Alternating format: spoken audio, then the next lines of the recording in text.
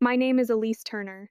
I was 36 years old when my father tried to sell my grandfather's orchard while I was standing on it. He did not take me aside. He did not call me first. He did not even bother to lower his voice. He said it in front of two hired men, a surveyor in a neon vest, and a man from a development company wearing loafers that were too clean for our dirt road. "We signed this morning," my father said, like he was talking about feed prices. "The north acreage is gone. Closing is next week." I remember the sound the wind was making in the peach trees behind him. Early September, dry leaves scraping against each other. The old tin roof on the equipment shed clicking softly in the heat. I had dirt on the hem of my jeans and a box of invoices under my arm because I had spent the morning in the packing barn going over payroll records with our foreman. My mother stood beside him in a pale cardigan she only wore when she wanted to look composed in front of strangers. Her chin was lifted. Her mouth had that tight, pleased shape I knew too well from childhood. The look she wore when she thought she had arranged a lesson for me. Behind them, the development man held a leather folder against his chest and kept checking his watch. That was the first thing that told me this had been planned down to the minute. The second was the fact that nobody looked surprised except me. I set the box down on the tailgate of my truck and asked the only question that mattered. "You sold land that's still in Grandpa's estate?" My father's expression changed immediately. Not guilt, annoyance, as if I had interrupted the version of the day he preferred. "Your grandfather has been dead for 8 months," he said. "At some point, adults have to move things forward." Adults. He said it that way on purpose. Like I was still 16. Like I was still the difficult daughter who asked too many questions at the kitchen table and ruined the family mood by wanting details. I looked past him at the line of trees running toward the creek. My grandfather planted most of them before I was born. I knew where the irrigation lines dipped. I knew which rows flooded first after a hard rain. I knew which section got frost a little earlier because the ground sat lower there. I had spent half my life learning that land while my younger brother, Luke, learned how to charm bankers and wear polished boots to county dinners. I looked back at my father. "Then what's the estate file number?" I asked. My mother gave a short laugh and turned slightly toward the man with the folder, like I was doing something embarrassing in public. "There she goes," she said, always trying to sound like a lawyer. I was not a lawyer. I was a compliance director for a regional agricultural distributor out of Lexington, and for the last 9 years my actual job had involved contracts, chain of title reviews, crop insurance disputes, and enough county filings to know when paperwork was real and when it was being used as a costume. That was part of the family problem. I knew just enough to make lies uncomfortable. The man with the folder cleared his throat and stepped forward like he had been hoping to avoid speaking. "Miss Turner," he said, offering a careful smile. "I'm Brent Halpern with Fieldstone Communities. We're very excited about the project. Mixed use, some residential, some commercial. It should be very good for the county."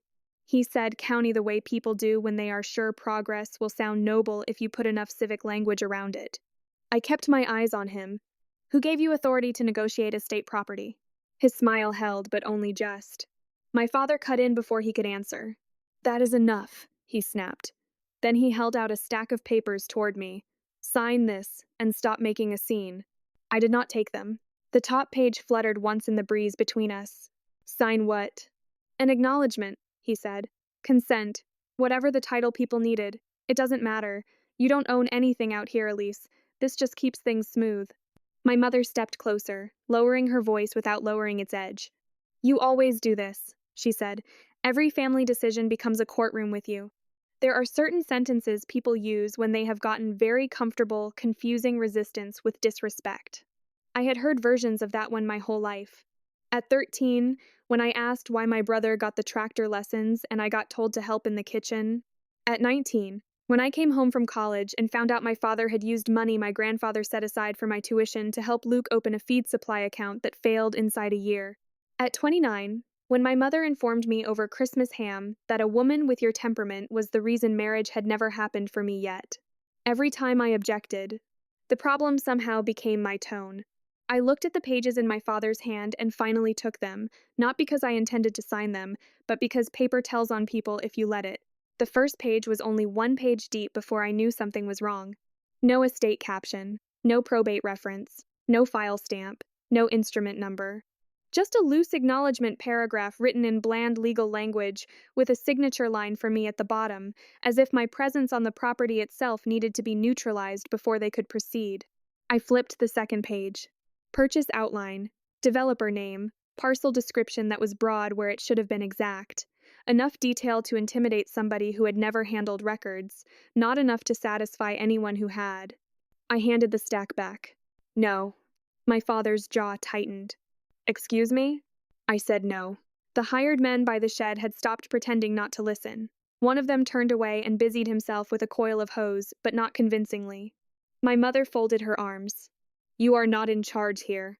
That sentence landed harder than she meant it to, because for a moment I was 12 again, standing in the front hall with a suitcase beside me while she told me Luke needed the downstairs bedroom more because boys need space and I needed to be flexible.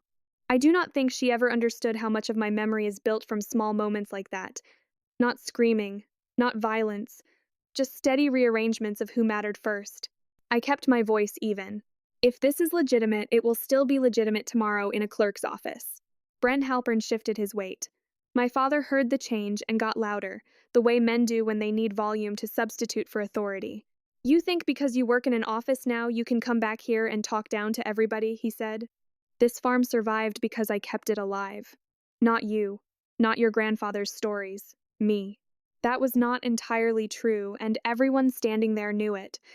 After my grandfather's stroke 2 years earlier, I was the one who drove down every other weekend from Lexington to help him review invoices, check labor schedules, and sort through the stack of past due notices my father liked to leave buried under seed catalogs on the kitchen counter.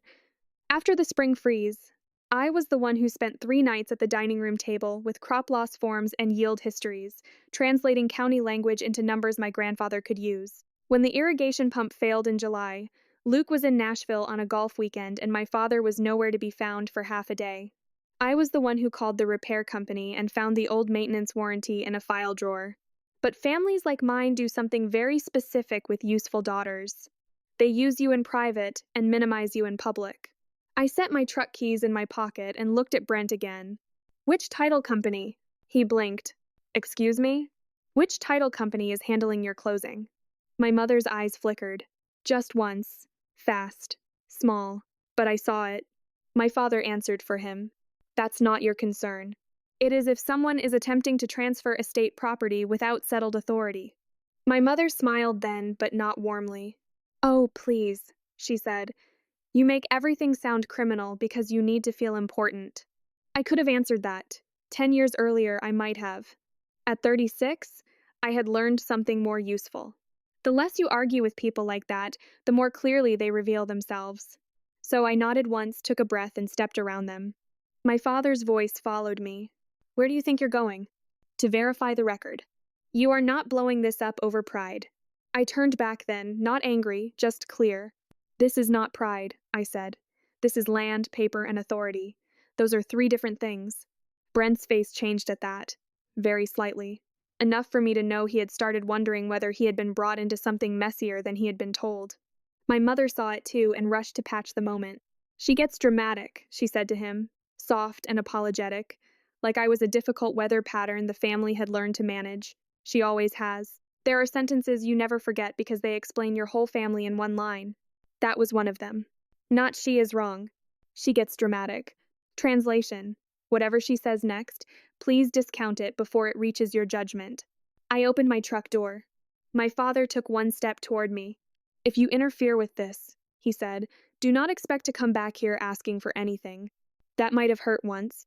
Not because I needed anything from him, because some part of me had spent years still hoping there was a version of my father who understood the difference between obedience and love. By then, that part of me had gotten smaller. I looked at him across the truck door. I'm not asking for anything, I said. I'm asking what was filed. Then I got in and drove away. I did not slam the door. I did not throw gravel. I did not cry on the steering wheel. I drove exactly the speed limit down Miller Creek Road with the air conditioner on low and both hands steady at 10 and 2 while my mind sorted facts from theater.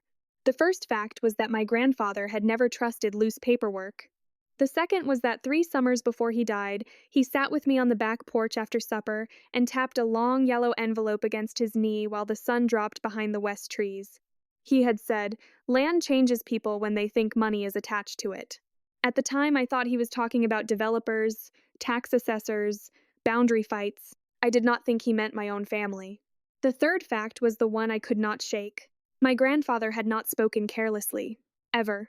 If he told me once, very quietly, "If anything feels rushed, go to the record before you go to the family," that meant he had already imagined this exact kind of day. I remember gripping the wheel a little tighter after that. If you're listening to me right now and you've ever been the one person in a family who gets treated like a problem for noticing details, you already know the feeling. You do not need to say much. Just know I remember exactly how quiet the road felt that afternoon. Harlan County's clerk and recorder office sat in a squat brick building behind the courthouse annex, with a faded flag out front and a soda machine humming beside the side entrance. I had been there before for work-related records requests, mostly liens, warehouse easements, and old agricultural conveyances. It always smelled faintly of dust, toner, and old folders. Inside, the lobby was half empty. A man in overalls stood at the tax window arguing softly about an assessment notice. 2 women in church clothes sat on a bench with a manila envelope between them like it might contain bad news. Behind the records counter, a clerk with silver reading glasses hanging on a chain was stamping forms in a rhythm that sounded almost peaceful. That sound calmed me. Real offices do that. They cut through family mythology. I stepped to the counter and waited until she looked up. "Can I help you?" "Yes," I said. "I need the deed history on the Turner Orchard parcel off Miller Creek Road, and I need to know whether an estate has been opened for my grandfather, Raymond Turner." She pulled her keyboard closer. "Spell the last name." "I did," she typed. Her fingernails were short and unpolished. Her hair was pinned back with one of those black plastic clips women in county offices have worn since the beginning of time. Nothing dramatic about her, nothing theatrical, just the kind of person who had likely watched 1,000 family disputes arrive disguised as simple requests. She asked for the parcel address. I gave it to her. She typed again, then she stopped. It was not a long pause, only 2 seconds, maybe 3. But it was not the pause of someone searching. It was the pause of someone finding something she had not expected to find. Her eyes narrowed slightly behind the lenses. "What's your name?" she asked. "Elise Turner." "And your relation to Raymond Turner?" "Granddaughter." She nodded once and turned her monitor a little farther away from public view. That was when the first cold feeling moved through me. Not panic, recognition. Something was there. She clicked into another screen, read for a moment, then stood and walked to a back shelf where old plat books and indexed binders were kept. When she came back, she wasn't carrying a book. She was carrying a slim gray file. She set it on the counter, kept one hand on it, and looked at me carefully. "The parcel shows a transfer was recorded yesterday," she said. My mouth went dry, but my voice stayed level. "Recorded by whom?" She hesitated just long enough to tell me the answer mattered. Then she looked back at the screen and her expression changed. "Not much. Just enough." And in that small change, before she said another word, I knew my father had not only lied to me, he had filed something. And whatever it was, it had gone through. I asked the clerk to print everything she legally could before I called anyone. That was instinct more than strategy at first. In families like mine, if you speak too soon, people rush in and start rearranging reality before you have the paper to pin it down. The clerk's nameplate said, Nora Bell. She was probably in her late 50s, with a face that had long ago stopped pretending to be surprised by human behavior. She clicked through 2 more screens, then frowned. "The grantor line says estate of Raymond Turner," she said. I kept my hands flat on the counter. "Was probate opened?" She shook her head slowly. "Not here." I felt that in my chest before I felt it anywhere else. Not because I did not understand what it meant, but because I understood it too quickly. If no probate estate had been opened in county court, then there should not have been clean authority for someone to convey estate property as if that authority already existed. Not unless there was a trust I had never been told about, or a transfer on death structure, or some recorded instrument my grandfather had hidden from everybody. But if there had been something that clean, my father would have said so at the orchard. He would have enjoyed saying so. Instead, he shoved a vague signature page at me beside his truck like he needed my compliance more than he needed my understanding. That told me enough. Can you print the recorded transfer and anything attached to it? I asked. Nora looked at me over the rim of her glasses. I can print the recorded instrument, yes. Attachments too, if they're part of the filing. Certified copies cost extra. I want certified. She gave me a short nod, like that was the correct answer. While the printer started up behind her, I stepped back from the counter and looked out through the front glass doors at the courthouse annex parking lot. The afternoon sun had gone flat and white. A county truck sat crooked across two spaces. Somewhere deeper in the building, a door shut hard enough for the sound to echo. I remember thinking how strange it was that official buildings always look so ordinary when something in your life is about to split open. Nora came back with the first pages and laid them face down on the counter while she added the certification slip.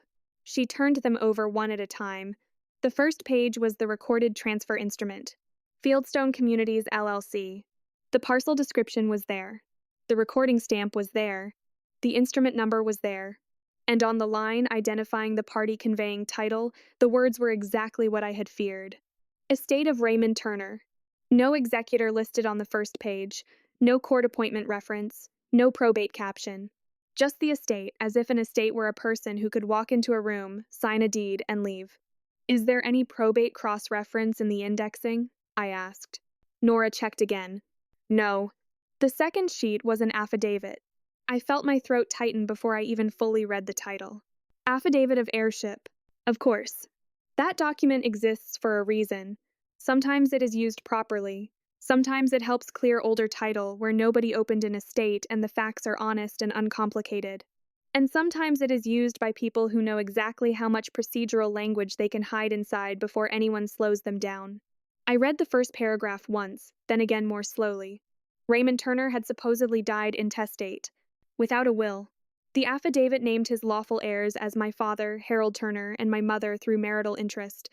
It referenced the family's long-understood intent that the north acreage be sold for development. There are very few sensations colder than reading a lie written in a formal font.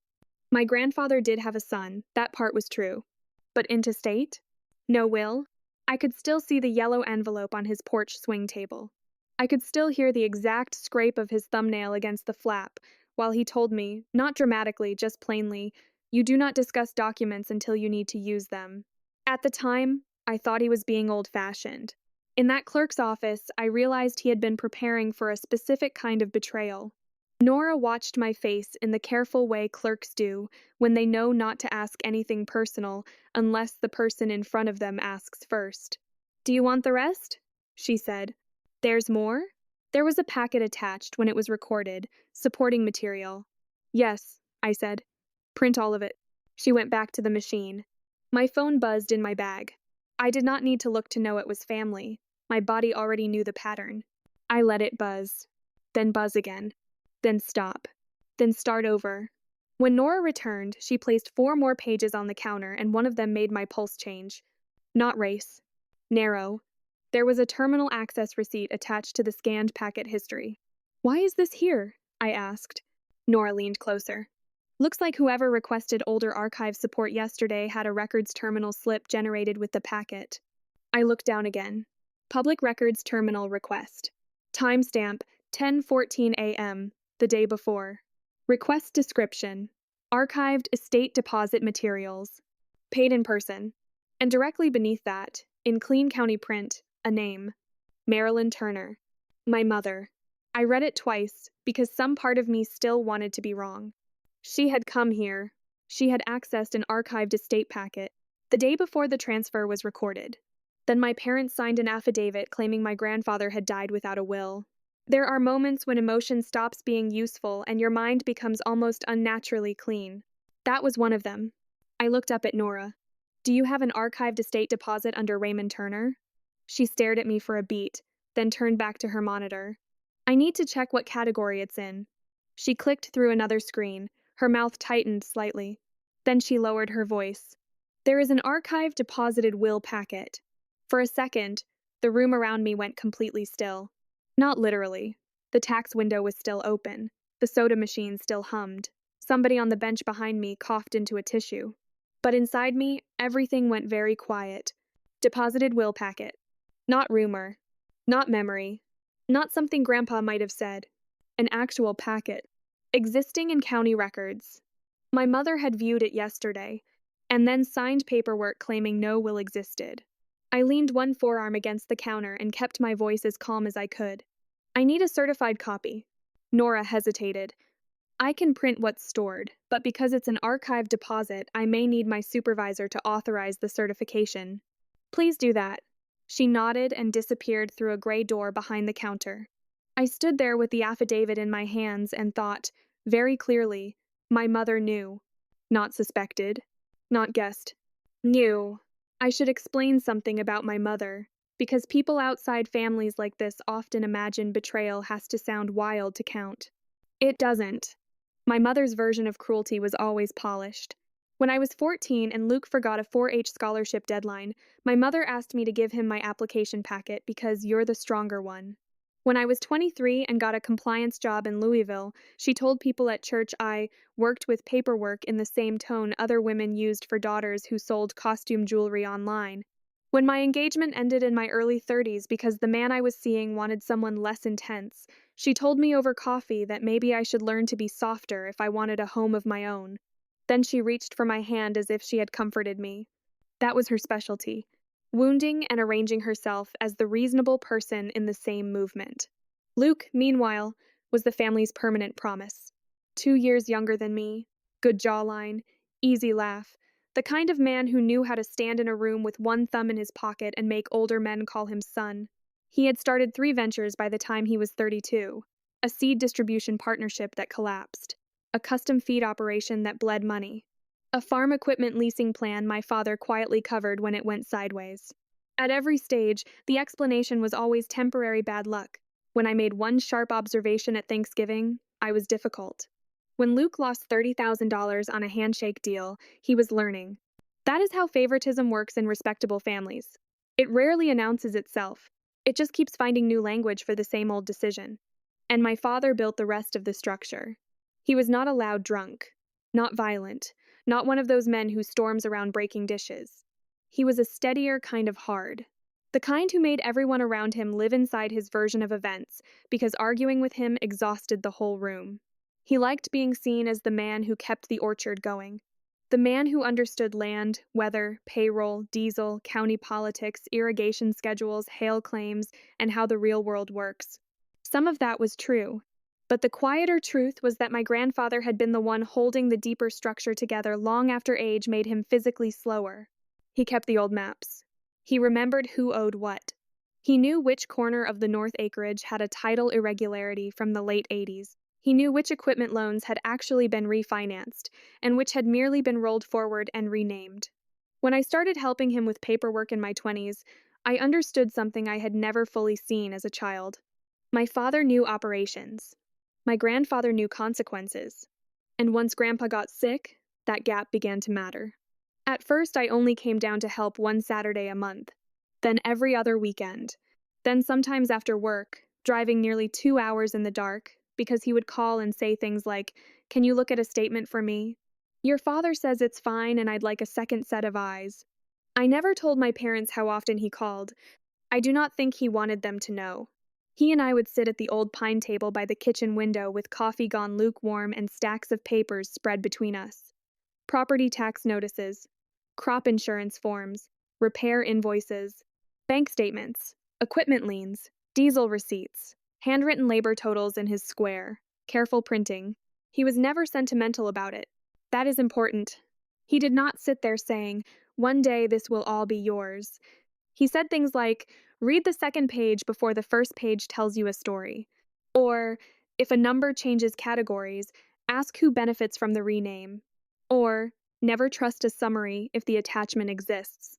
Half of what I know now came from that kitchen table. The other half came from surviving the family that resented me for learning it. Nora came back with a tall man in a dark sweater vest and county badge clipped to his belt. He introduced himself as Martin Coyle, record supervisor. He was polite in the careful, procedural way of a person who had already decided not to speculate. "Miss Turner," he said, "my clerk tells me you are requesting a certified copy of an archived deposited will packet associated with Raymond Turner." "Yes." He glanced at the terminal receipt still lying on the counter. "You are family?" "Granddaughter." He gave a small nod. The packet exists. It was deposited several years ago. It was not filed for probate in court. My skin went cold again. Not because I was surprised anymore. Because hearing it spoken aloud made it real in a different way. A will can exist quietly for years.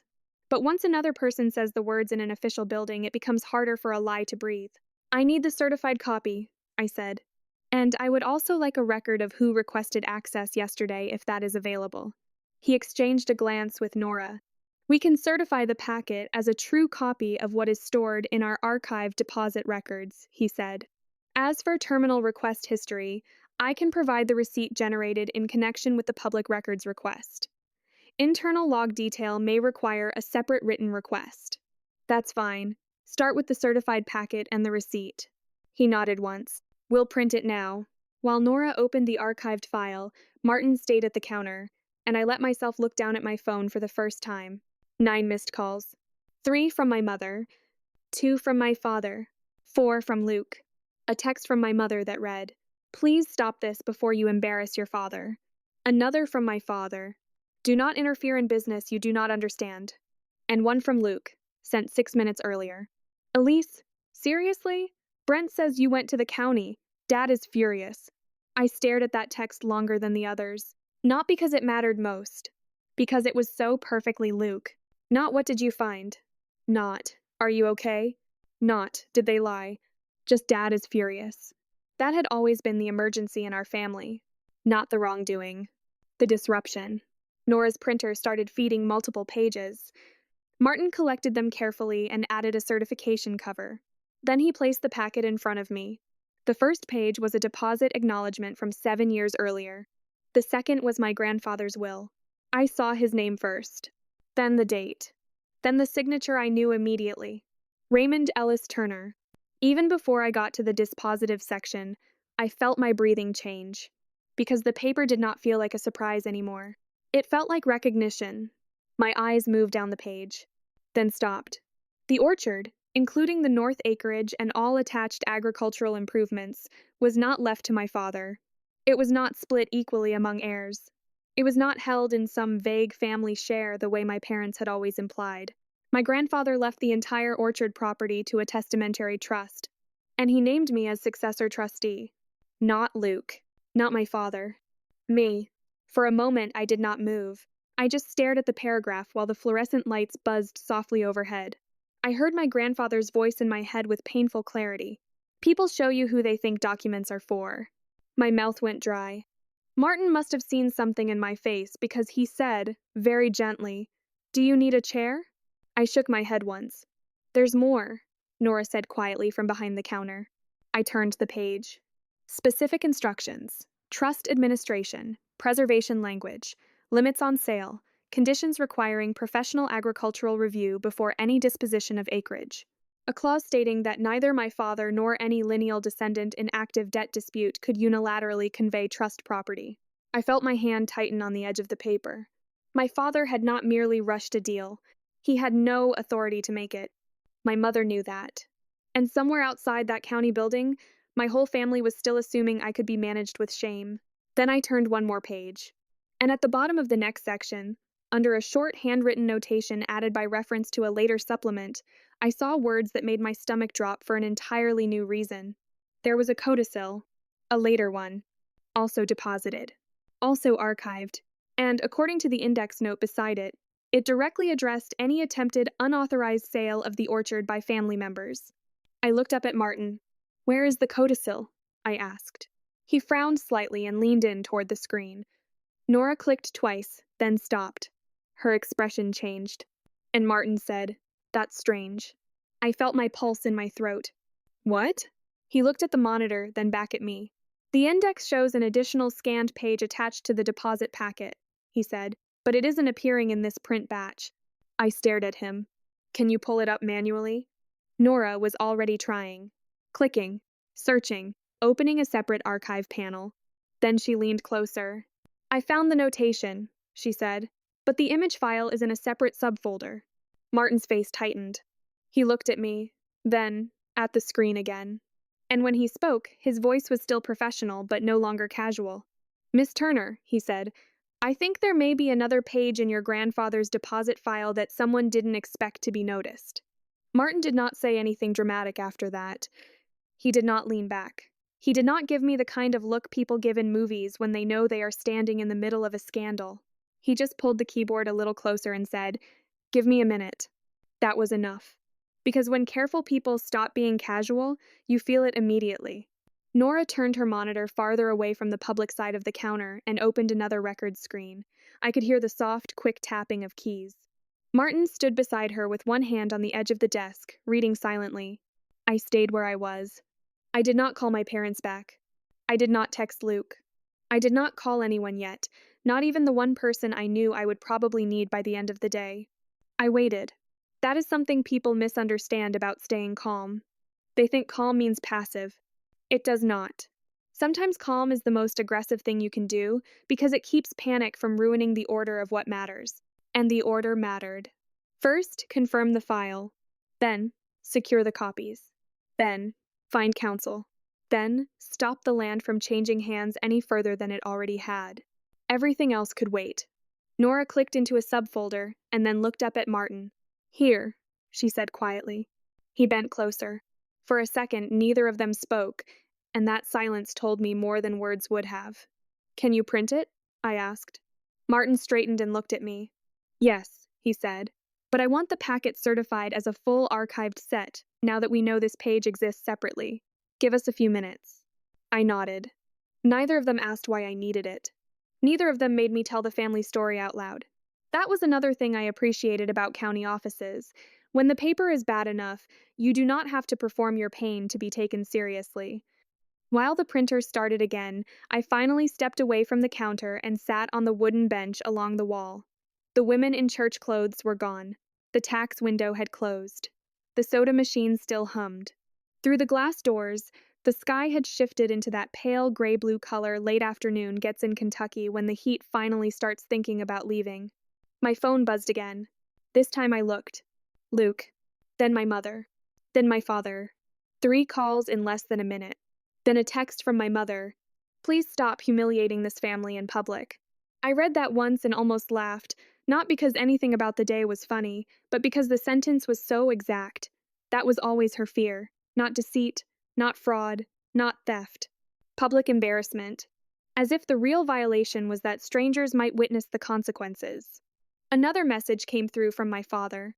"You are interfering with a closed transaction." Then another. "If you cost us this deal, do not expect me to forget it." Us. Not the family. Not the orchard. Not your grandfather's wishes.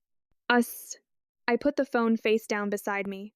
Then I picked it up again and took screenshots of every message.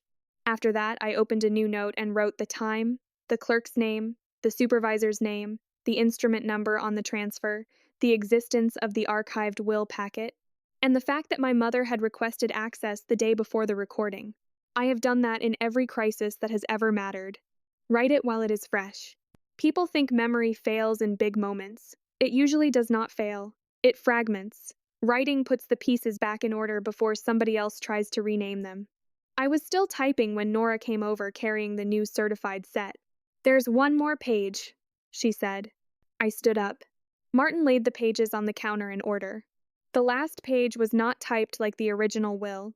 It was handwritten, then formally witnessed and attached by reference through a later codicil filing note inside the deposit packet. My grandfather's handwriting had always been clean in a square, practical way. Not elegant. Not shaky. Clear enough that nobody could call it uncertain. The paragraph in the middle took the air out of my lungs. If my son Harold Turner, his spouse, or any agent acting at their direction attempts to sell, contract, encumber, assign, or negotiate any transfer of the orchard property or its acreage outside the authority of the trust, such action shall constitute willful interference with testamentary intent.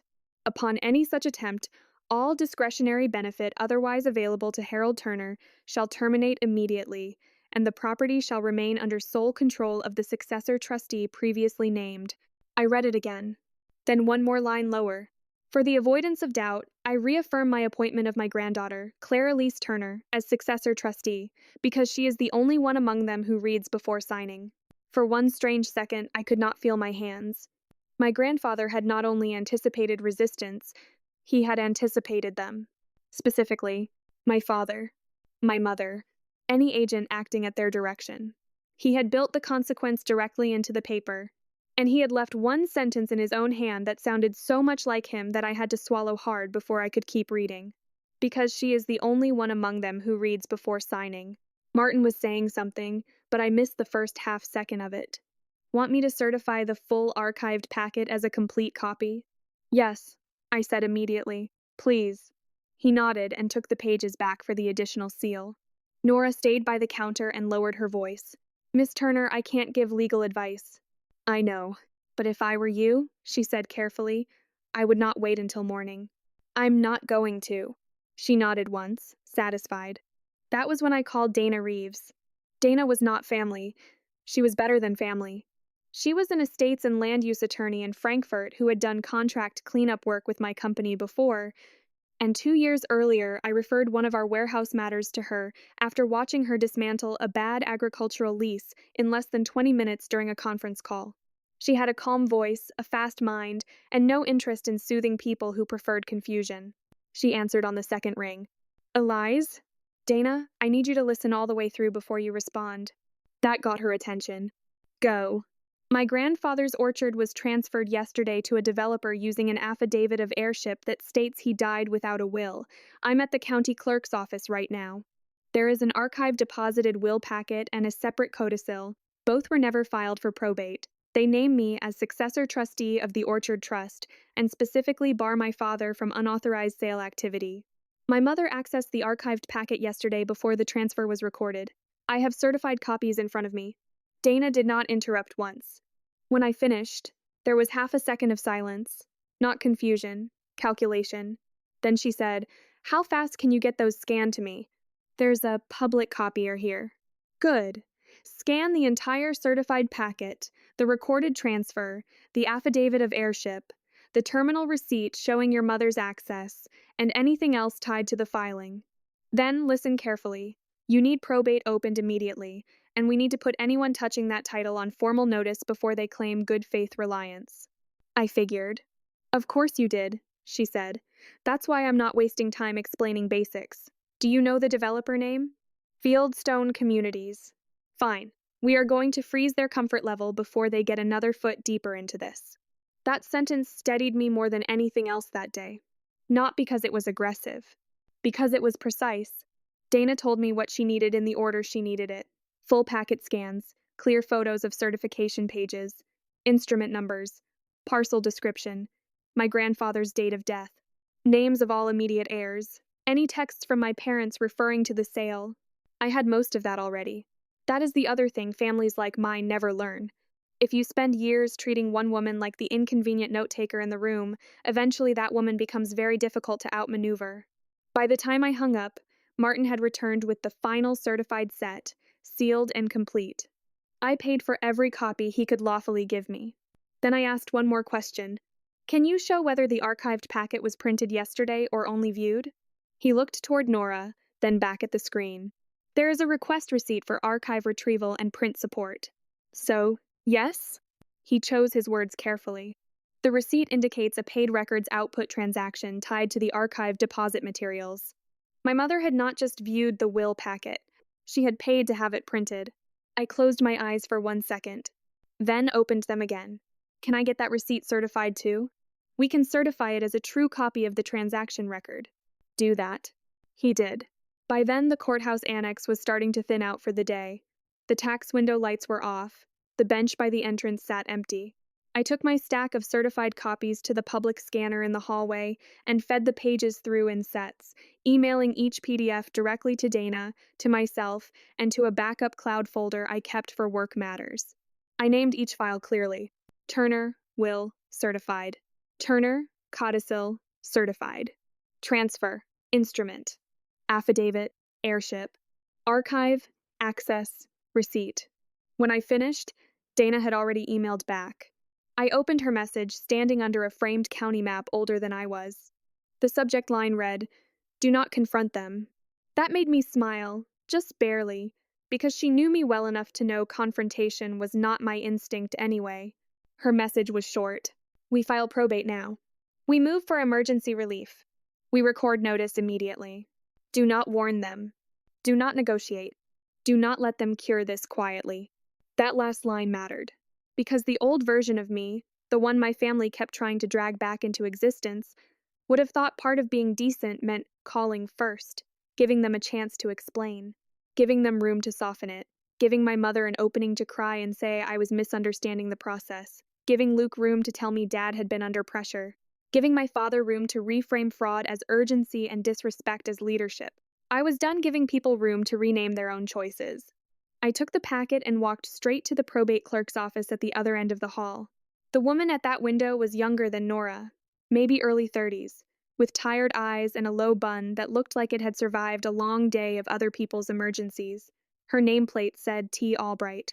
I slid the certified will packet under the glass.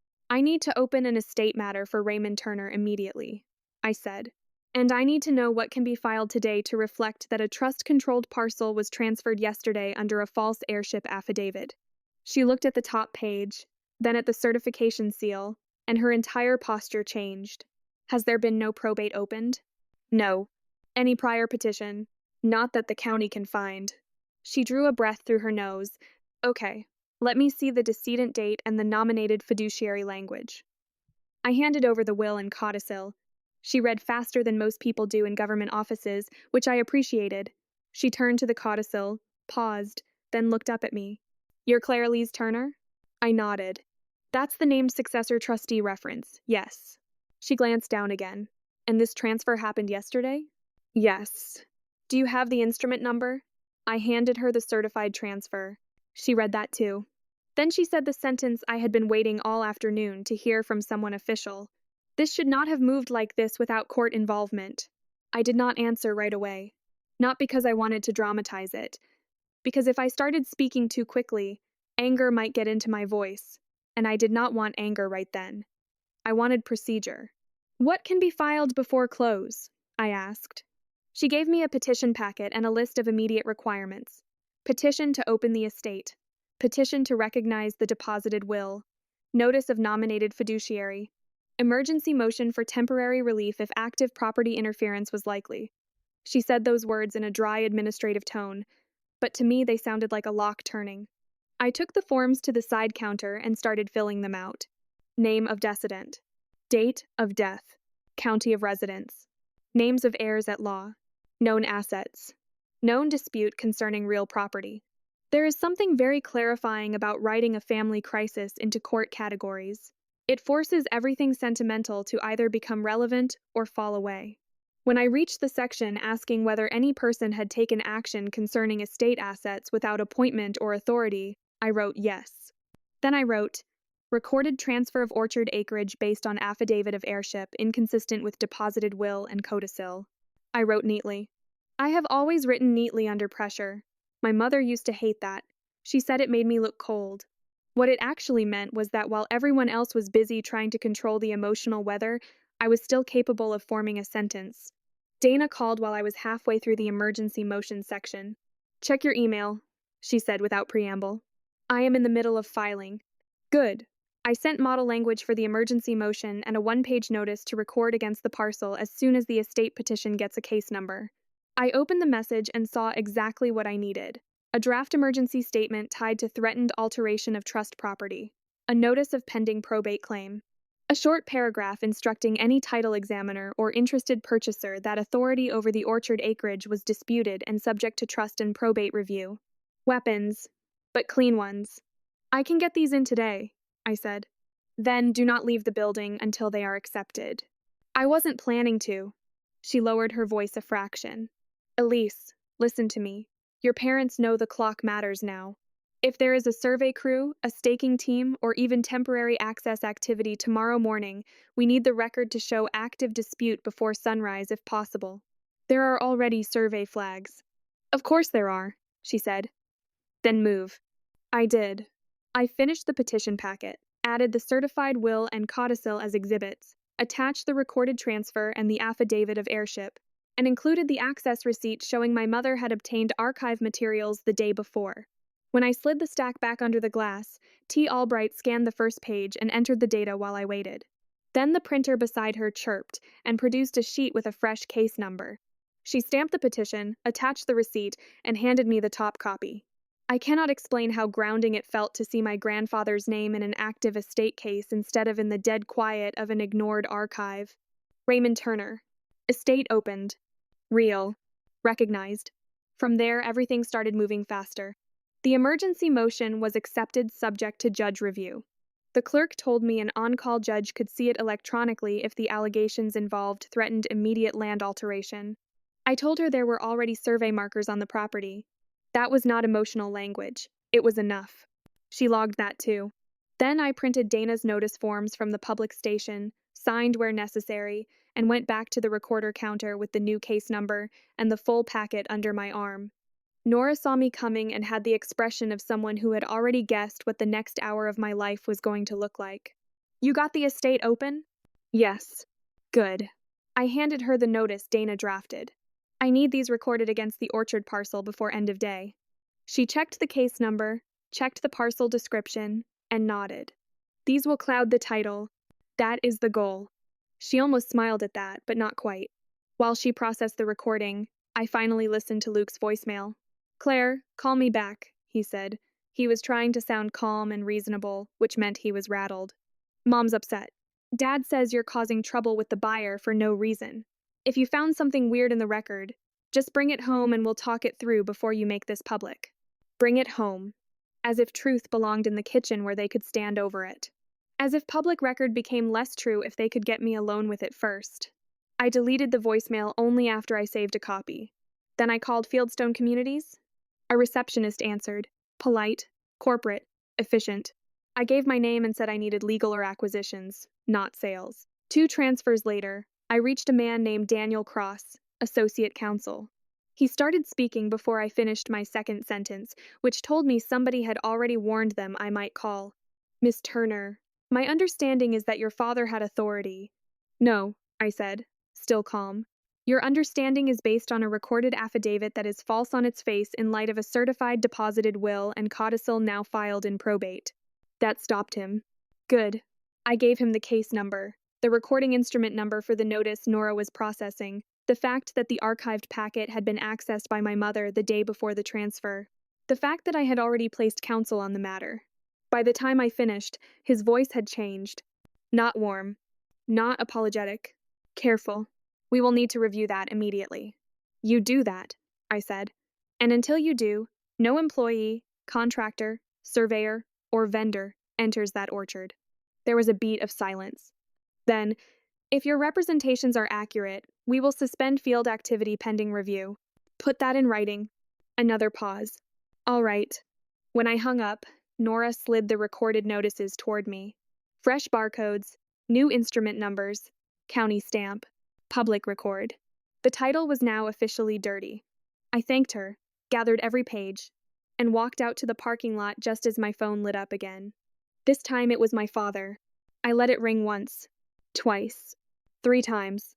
Then I answered. His voice hit my ear already hot. "What have you done?" I stood beside my car and looked at the courthouse brick glowing dull orange in the lowering sun. "I filed the estate," I said. "I recorded notice. And the developer has been informed there is a trust dispute." He swore under his breath. Then louder, "You had no right to do that." I almost answered him with the codicil language. "Because she is the only one among them who reads before signing." Instead, I chose something cleaner. "You sold property you were specifically barred from selling." "That is not what happened." "It is what the paper says." My mother's voice came faintly in the background, asking what I was saying. My father lowered his voice then, which was how I knew he was scared. "Come home," he said. "Now. We will sit down and handle this as a family." There it was. The oldest trap in my life. The private room. The softened tone. The suggestion that reality becomes more honorable if no outsiders can hear it. I leaned against my car door and watched 2 courthouse employees cross the lot carrying purses and paper cups. "No," I said. Silence. Then his voice turned hard again. "If you cost your brother this project." I pulled the phone away from my ear for half a second and looked at the screen, then back to my ear. "Luke is in this?" He realized too late what he had done. A tiny pause. 1 breath too long. That was all. I did not need a confession. I only needed the slip. My father recovered fast. You don't know what you're talking about. But I did now.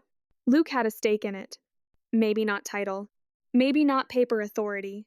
But enough involvement that my father said the quiet part out loud when pressure hit.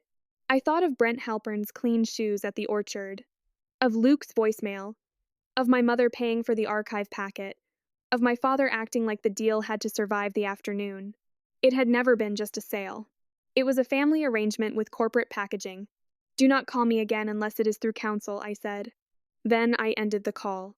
The sun had dropped lower by then. The parking lot shadows were long. My heart was beating hard, but not wildly, just enough to remind me I was still in it. I got into my car, laid the certified packet on the passenger seat, and sat there for 1 full minute with both hands on the steering wheel. My grandfather had seen this coming. My mother had accessed the will. My father had lied anyway. Luke was involved. The title was clouded now, but not safe yet. And somewhere between the orchard and the courthouse, the shape of the next step had become clear. This was no longer about asking what they had done. It was about making them say it where other people could hear. I did not go home after that. I drove straight to Dana's office in Frankfurt with the certified packet on the passenger seat and the recorded notices tucked inside a legal folder I had taken from the courthouse supply shelf. I remember every red light on the way there. I remember the shape of the late sun across the windshield. I remember how tired my shoulders felt and how strangely alert the rest of me was. That kind of tired is not physical. It is what happens when your body realizes the thing you hoped was only a suspicion has become a structure with names, signatures, and instrument numbers. Dana's office was on the second floor of an old brick building above a financial planner and a dentist. By the time I got there, the front receptionist had gone home, but Dana was still inside, with the conference room lights on and her jacket folded across the back of a chair. She met me at the door, holding a yellow legal pad. Tell me only what changed after we last spoke. I handed her the folder. Probate is open. Notices are recorded. Fieldstone Council said they would suspend field activity pending review. My father called and said if I cost my brother this project, which means Luke is involved somehow. Dana took the folder, opened it, and nodded once. Good catch. On what? On the language. Men like your father only slip when they think authority still belongs to them. She sat down at the conference table and spread everything out in tidy rows. Will, codicil, recorded transfer, affidavit of heirship, archive access receipt, my screenshots, recorded notices, probate filing receipt, case number. That table looked more honest than my family had in years. Dana read the codicil twice, then she tapped the handwritten line with the back of her pen. She was the only one among them who reads before signing, she said. Your grandfather knew exactly who he was dealing with. I sat across from her and, for the first time all day, I let myself ask the question I had been postponing because I did not want to hear anything softer than the truth. How bad is it? Dana did not hesitate. For them? She asked. Potentially very bad. For you? Fixable if we move fast and clean. That helped. Not because it soothed me, because it was plain. She walked me through it piece by piece. The recorded transfer could be challenged because the supposed authority behind it was contradicted by a valid deposited will and codicil. The affidavit of heirship was not a magic wand. It did not become true just because it was notarized and recorded. My mother's archive access receipt mattered because it undercut any claim that the family genuinely believed there was no will. The codicil mattered even more because it anticipated exactly this kind of unauthorized sale and cut off any argument that my father's actions were some innocent misunderstanding of family intent. And Luke's involvement, whatever shape it took, would matter if there was a financial relationship between him and the project. Can we stop them before tomorrow? I asked. Dana looked at the clock on the wall. If the on-call judge is willing to review tonight, yes. Then she looked back at the papers. And with this receipt, she said, tapping the copy transaction, I think we have enough to justify immediate relief. That was when she asked the question I had not been ready for but should have expected. Do you know whether there is already equipment scheduled to enter the North Acreage? There are survey stakes up. My father said not to expect him to forget it if I cost us the deal. My mother told me at the orchard that I was overreacting. Nobody denied the transfer. They only wanted me to sign something vague. Dana nodded. That will do. Then she started building the motion. Watching a good lawyer work is one of the more calming experiences available to a person in crisis. Not comforting, calming, different thing. She did not tell a dramatic story. She built a sequence. 1. Raymond Turner deposited a will and later codicil with the county. 2. No probate was opened after his death. 3. Yesterday, Marilyn Turner accessed and printed the archived will materials. 4. The same day, an affidavit was used to record a transfer representing that Raymond Turner died without a will. 5. The affidavit enabled a purported sale of orchard acreage to Fieldstone communities. 6. Today, I opened probate, recorded notice, and placed the buyer on notice of the dispute. 7. Survey markers were already on the property, indicating threatened immediate physical interference. 8. The court should restrain further entry, alteration, staking, grading, surveying, contracting, or representation of authority pending emergency hearing. No wasted adjectives. No speech. Just pressure applied through sequence. While she wrote, I sat with my phone in my hand and answered exactly nobody. Luke called twice. My mother once. My father once. Then an unknown number from Miller Creek. I let them all go. After about 15 minutes, Dana asked, Do you still have someone physically at the orchard? No. She stopped typing and looked at me. Then after we file, you're driving back there. I stared at her. To do what? To witness. To document. Not to fight. She turned her laptop toward me and pointed to the section on threatened harm. If a crew arrives before the order reaches the right hands, I want current photographs of the gates, the signs, the stakes, any contractor presence, and anyone giving directions. If your father wants to perform authority in front of deputies or workers, we let him do that in a documented environment. That sentence settled into me immediately. We let him do that in a documented environment. That was the whole story of the day, really. I was done absorbing the private version of my family and had moved into the witnessed one. By a little after 8, Dana had the emergency filings ready. The duty clerk accepted them electronically. We waited for the judge review notice the way people wait in hospitals. Quietly, not pacing, not pretending the next update does not matter. Dana called Fieldstone's counsel while we waited. She put the call on speaker with my permission. A different man answered this time. Senior counsel, more careful voice, older. Dana introduced herself, gave the estate case number, the instrument numbers, and the basis of the trust dispute in language so crisp it almost sounded bored. By the end of 2 minutes, the man on the other end had stopped trying to defend anything and started protecting the company instead. We are suspending entry pending legal review, he said. Dana looked at me and mouthed, Good. Then she said aloud, Send that in writing tonight. It's being drafted. Good. Because if any employee or contractor steps onto that acreage after this call, your client will not enjoy what happens next. There was no drama in her tone. That was what made it effective. 10 minutes later, the email came. Fieldstone Communities would suspend all planned site activity related to the Turner Orchard parcel pending review of newly disclosed probate and trust materials. It was not an apology. It was better. It was a document. Dana printed it and added it to the stack. Then, at 8:47 p.m., the duty clerk emailed back. The judge would hear the emergency request by video within the hour. I should say clearly that this was not some theatrical courtroom moment with people rising and objecting and gasping. It was a tired judge in chambers after hours, a video link, a clerk managing a digital queue, and 2 lawyers who understood that judges do not need entertainment when paper is already this bad. Dana sat at the end of the conference table with the exhibits arranged in order. I sat to her right.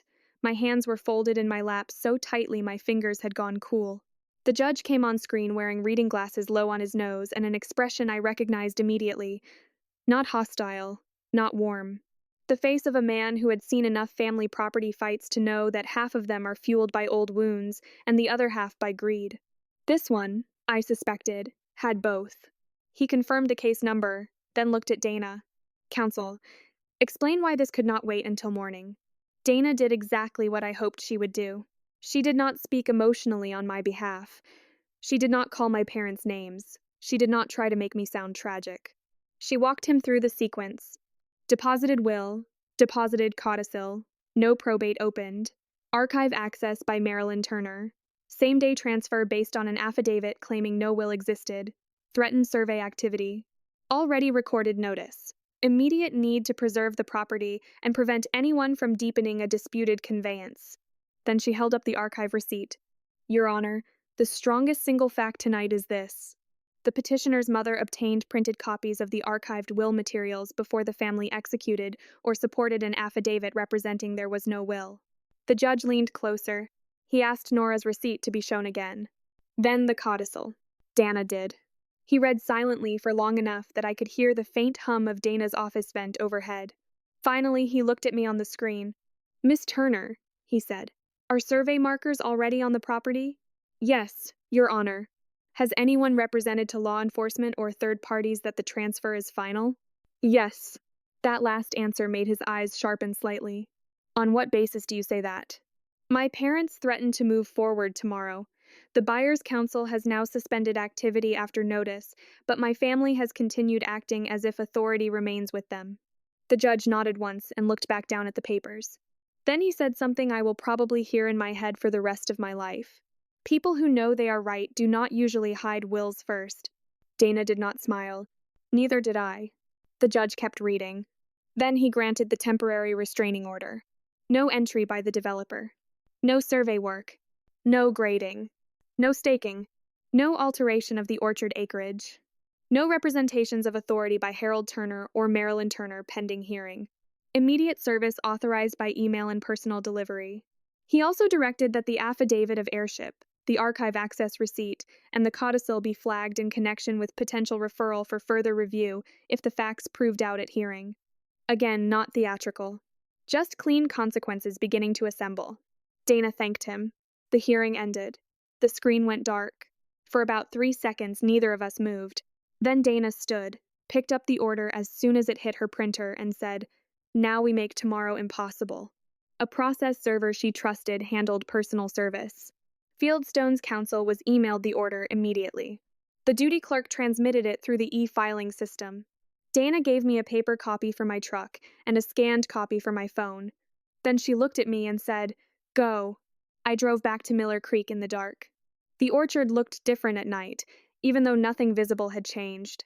The rows of trees were black shapes against a dim sky. The equipment shed light was on. My parents' kitchen window glowed yellow. Halfway up the gravel road, I saw something tied to the front gate. A sign. I parked on the shoulder and walked up with my phone flashlight. No trespassing. Private property. Fieldstone Communities project site. I took photos from 3 angles.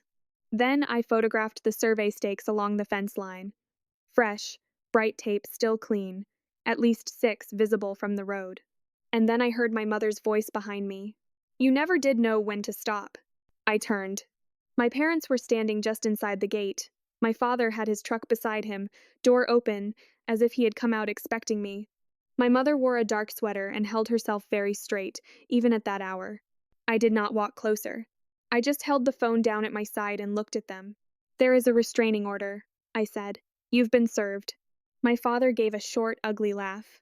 You think a piece of paper changes ownership? No, I said. The will did that. The paper just caught up. My mother's face changed at that. Not much, but enough. She knew I had seen it, not guessed. Seen it. You went through private family materials, she said, and even then she tried to sound wounded rather than caught. I stared at her. You paid for a copy at the county before signing an affidavit saying it didn't exist. That landed. For the first time that day, my mother did not have a sentence ready. My father stepped in before the silence could settle. You don't understand how any of this works.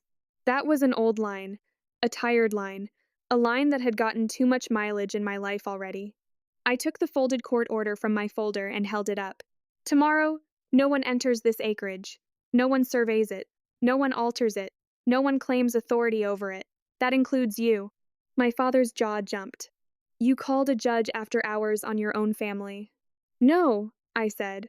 I filed on people who tried to sell trust property after accessing the will they swore did not exist. It was the first time I had said the whole thing out loud in one sentence, and I felt how true it was all the way through. My mother took one step forward and lowered her voice into that soft, needling register she used when she wanted cruelty to sound maternal. You are enjoying this. I did not answer that. Because people like my mother always prefer to locate the sin in your expression instead of their conduct. Instead, I lifted my phone and took another picture of the sign on the gate while they stood beside it. That, more than anything else I said, seemed to unsettle my father. He moved toward the sign as if he might pull it down himself, then stopped. "You think this is over?" he asked.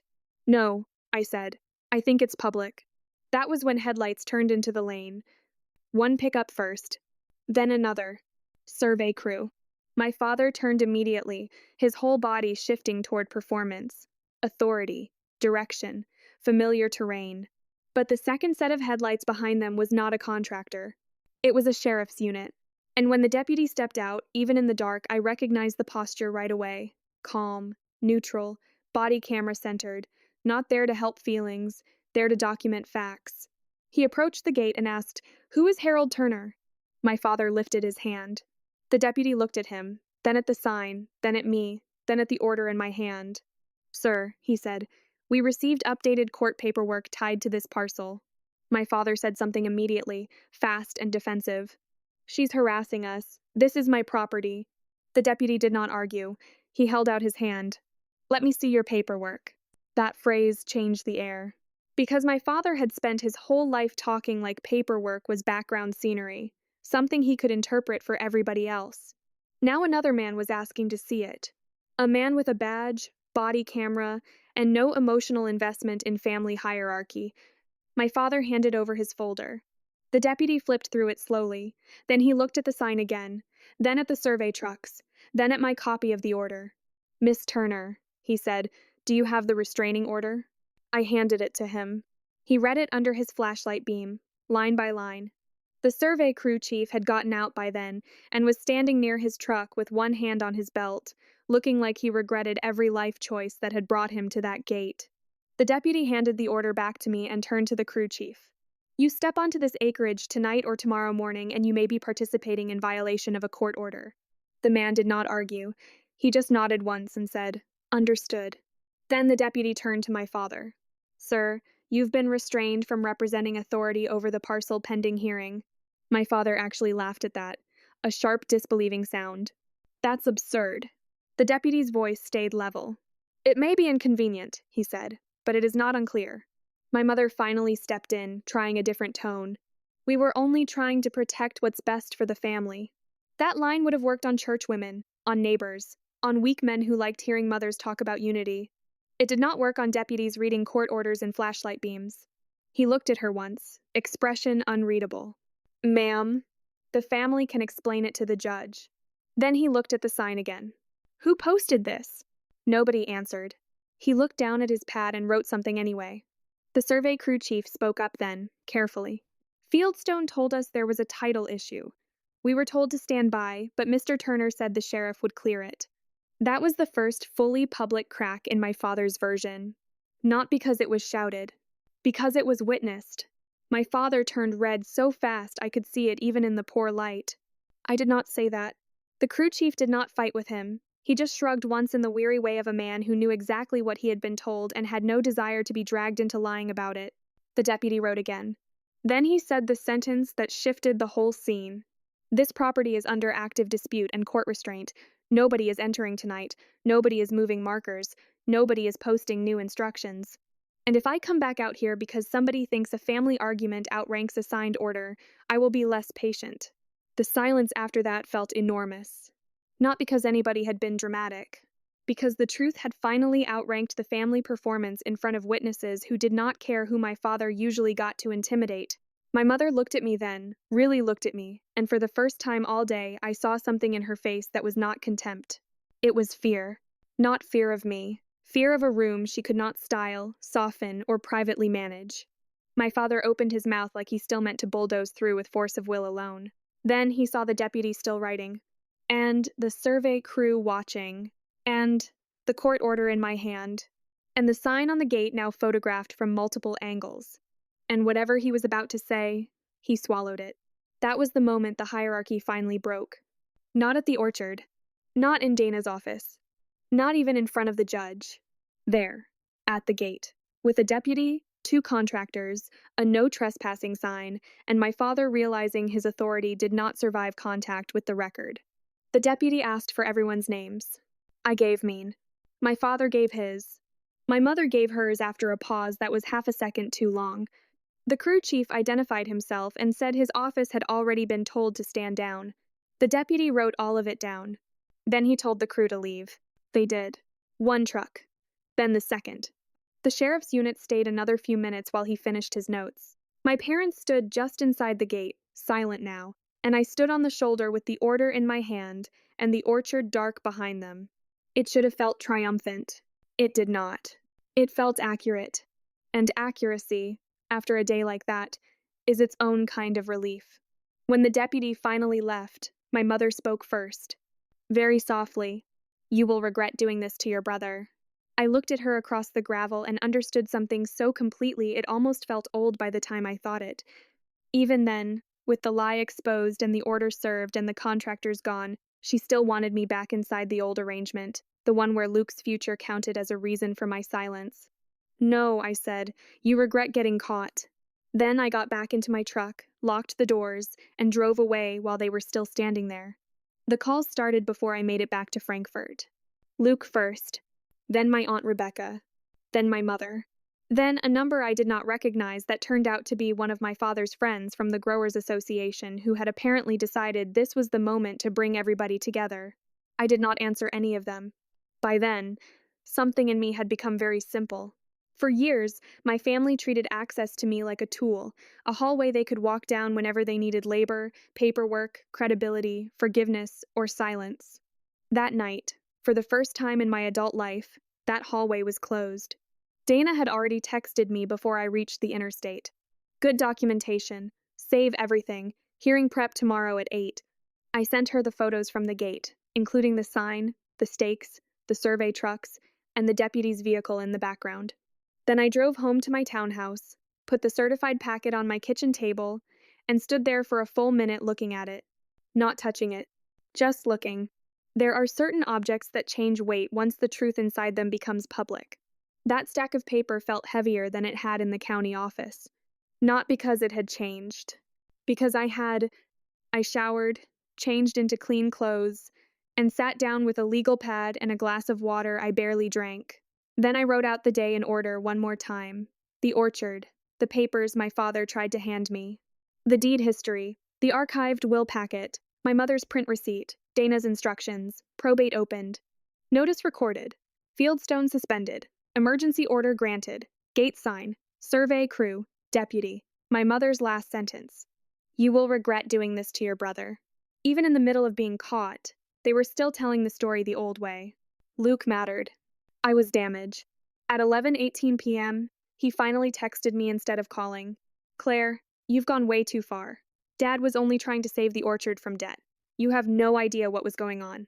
I read that twice. Then a second message came in. Fieldstone was supposed to bring in capital. We were going to restructure everything. There it was. I set the phone down, picked it back up, and took screenshots. Then I replied with exactly one sentence. "Do not contact me again except through counsel." He sent 3 dots back almost immediately, then nothing. The next morning, Dana and I were in court by 8:30. The hearing was not dramatic in the way people imagine justice should be. No gasps, no slamming hands on tables, no speeches that changed the room through force of personality. It was better than that. It was procedural. My father came in wearing the same navy work jacket he wore any time he wanted to look like a wronged landowner instead of a man caught in paper. My mother wore cream, as if softness could still function as strategy. Luke arrived 10 minutes later in a pressed button-down with the kind of tense expression men get when they are unused to being dragged into consequence they did not control. Fieldstone had counsel there too. So did the title company. That mattered. Because once institutions show up, family mythology gets smaller. The judge from the emergency hearing presided. He already knew the outlines. Now he wanted the structure filled in. Dana did that cleanly. She walked the court through the deposited will, the codicil, the trust language, the anti-sale clause, the archived print receipt in my mother's name, the affidavit of heirship claiming there was no will, the recorded transfer, the notice filings, and the attempted survey activity after the buyer had already begun backing away. Then she called me. I testified to the facts. Not my childhood, not family dynamics, not who favored whom, just the facts that mattered legally. What my father presented at the orchard. What I found in the clerk's office, the archive receipt, the probate filing, the sign at the gate, the survey trucks, the deputy. Then Dana asked one question that made the whole thing feel very still. Miss Turner, before this transfer was recorded, had your mother seen the will packet? Yes. How do you know? Because the county transaction receipt shows she requested and paid for printed copies the day before the transfer. Dana handed the exhibit up. My mother's attorney tried to soften it. He suggested she may not have understood what she was looking at. He suggested families often confuse drafts, deposits, estate intentions, and formal authority. He suggested Harold Turner may have believed the codicil was outdated or ineffective. That was the best version they had. Not innocence. Confusion. The judge let him finish. Then, he picked up the codicil and read the line in my grandfather's handwriting into the record. Because she is the only one among them who reads before signing. I did not look at my father when the judge read it. I looked at the wood grain on the witness stand and held my own breathing steady. Because some victories are too exact to interrupt with emotion.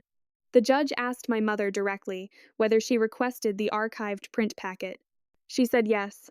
He asked whether she did so before signing paperwork supporting an affidavit that stated Raymond Turner died without a will. She started with, "Your Honor, that is not how we understood." He cut her off. "Answer yes or no." Her mouth tightened.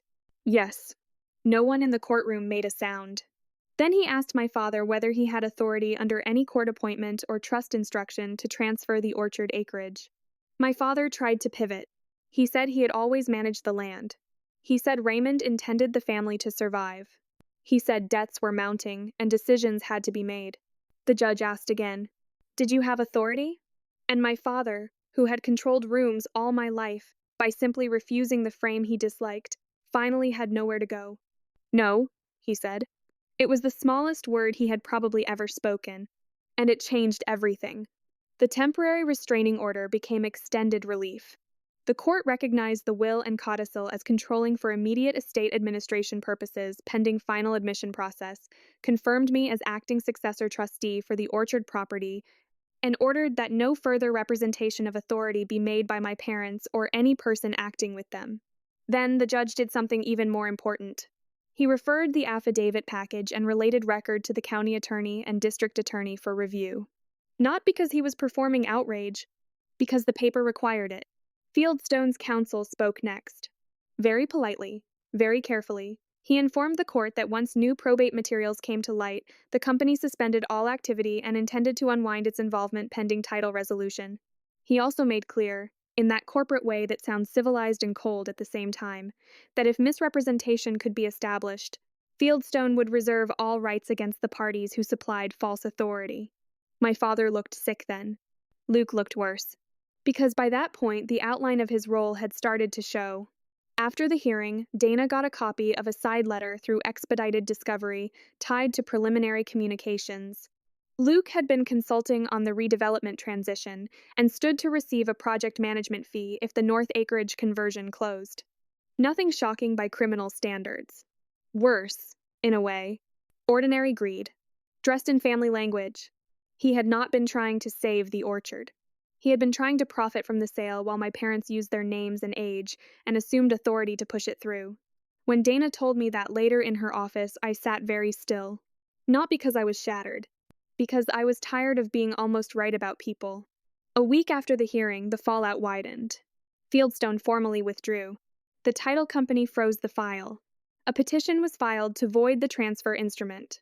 The county attorney's office requested certified copies of the affidavit, the archive receipt, and the related filings. Then the calls changed tone. My Aunt Rebecca called crying, saying your mother is beside herself. A cousin I had not heard from in 2 years texted, families should not do this to each other. One of Luke's friends messaged me on Facebook to say he had just been trying to modernize things. My father left a voicemail that began angry and ended tired. You made your point, he said. Call Dana off and let's settle this quietly. That was how I knew he still did not understand. There was no quiet settlement that could unfile a false affidavit or uncreate a paper trail. My mother wrote me a 4-paragraph email 3 days later. Not apologizing. Explaining. She said grief had made everyone impulsive. She said she only printed the will because she was trying to check old papers before Harold embarrassed himself. She said Luke had been trying to secure a future for the family. She said I had always been so eager to assume the worst that I had now made reconciliation nearly impossible. That line almost impressed me. To watch a woman participate in a lie, get caught by her own receipt, then write to the person she wronged and frame the real tragedy as lost reconciliation takes a level of self-protection I do not think I will ever fully understand. I did not answer. The criminal side moved more slowly, but it moved. I will not turn it into something more cinematic than it was. Real legal consequences are mostly paperwork, interviews, motions, continuances, and long periods where nothing visible seems to happen while everything important is being built in the background. But charges did come. False swearing tied to the affidavit. Filing a false instrument. Attempted fraud related to the conveyance. My mother took a plea. My father fought longer and lost more. Luke was not charged in the same way, but he was pulled into enough civil exposure and sworn testimony to make his version of just helping collapse under its own neatness. By the time the title was fully restored and the fraudulent transfer unwound, nearly 9 months had passed. 9 quiet, exhausting, clarifying months. I was formally confirmed in my trustee role. The orchard stayed intact. The north acreage remained unsold. I replaced the front gate lock, restructured access permissions, and worked with Dana and a trust accountant to put every operational account, vendor approval, and land use authorization behind a process no one could privately handle as a family ever again. That mattered to me more than punishment did, because I had no interest in winning one battle only to leave the structure vulnerable to the next version of the same people. My father ended up with restrictions that prevented him from acting on behalf of any estate-related property during the life of the trust proceedings. My mother lost the standing she used to carry so comfortably in county circles once people understood, quietly, what the paper actually showed. Luke moved to Nashville inside the year and started describing the whole thing as a misunderstanding that got over-lawyered. That is one way to describe being caught trying to monetize your grandfather's orchard through your parents' false authority, I suppose. We do not speak. I wish I could tell you there was one final scene where everyone understood what they did and said the exact words they owed me. There was not. That is not how most real endings work. Real endings are colder and cleaner than that. People do not transform just because the record defeats them. Mostly they look for smaller rooms to tell their preferred version in. What changed was not them. What changed was my participation. I stopped attending the holiday table where every hard truth had to wear lipstick before it could be spoken. I stopped taking family calls that were really requests for unpaid labor wrapped in guilt. I stopped explaining why documentation mattered. I stopped translating my own boundaries into softer language for the comfort of people who benefited from ignoring them. And slowly, the quiet came back. Not all at once, but enough. The first spring after everything was settled, the orchard bloomed late. I drove down alone one Saturday morning before sunrise, parked by the equipment shed, and walked the edge of the north acreage with a travel mug of coffee in my hand. The air still had that cold green smell early Kentucky mornings get before the sun rises properly. The trees were pale with blossom. The ground was soft in places from a night rain. Nothing dramatic happened. No revelation, no speech, no tears. I just stood there at the boundary my father had tried to sell and listened to the birds waking up in the rows. Then I took the gate key out of my pocket, locked it behind me, and kept walking. That was the feeling I had wanted all along, though I did not fully know it at the beginning. Not revenge. Not humiliation. Not even vindication exactly. Just the end of being rearranged by people who mistook my silence for permission. My grandfather had known me better than anyone else in that family did. Not because he thought I was the kindest, or the easiest, or the most agreeable, but because he knew I would read before signing. I think about that line sometimes when people ask why I did not just sit down with my parents privately and work it out. The answer is simple. Because some things are not broken by conflict. They are broken by concealment. And once the concealment is on paper, peace does not come from pretending not to see it. It comes from putting the truth in the right room and letting it hold. That is what I did. And when I stand at the orchard gate now, with the lock changed and the title clean and the morning air moving through trees my grandfather planted with his own hands, I do not feel like I won. I feel like I finally stopped volunteering to lose.